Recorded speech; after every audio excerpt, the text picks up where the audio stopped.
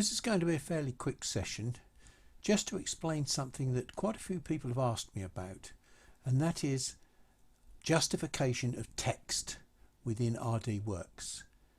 Sadly, RDWorks appears to only produce left justified text, but it isn't quite as bad as that, as I'm going to demonstrate to you.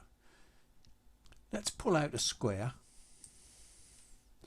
because most people that want to justify text want to put it inside an object, maybe a plaque or something that they're engraving. So we now took some text on the page, and I've already prepared something here which is very simple. At the moment it's got a cross in the middle of it, which means it is a group, and I can move that group around wherever I want as a whole unit. If I unclick it and click back on any one of the letters, it remains as a group, and that is the key word here, group. Now up at the top of the page, the last object on this toolbar is something called ungroup. Now while we've got the handles around this group, we will ungroup it, and now if we look at this, we'll see that every single letter, even parts of a letter, look, the center of the A is a feature that can be edited all on its own. Now that's good news and bad news at the same time. It shows you that you can mess around with text to the nth degree once you've prepared it, but what we need to do today is to look at how we're going to organize the justification of text, and that is by regrouping this set here and going up to the group command. Sorry, there it is, that grouping one, and then we'll group this one, and then we'll group this line here.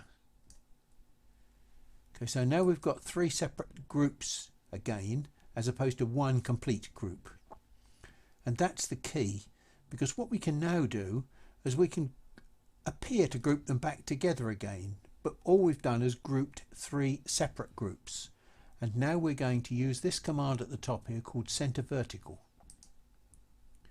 and look, align left. We can do left justified text.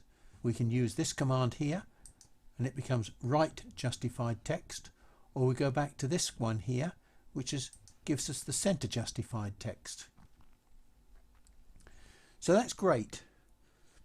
What I'm now going to do is, we've got all this as a group, just put it back as a group, and now we're going to group the whole lot.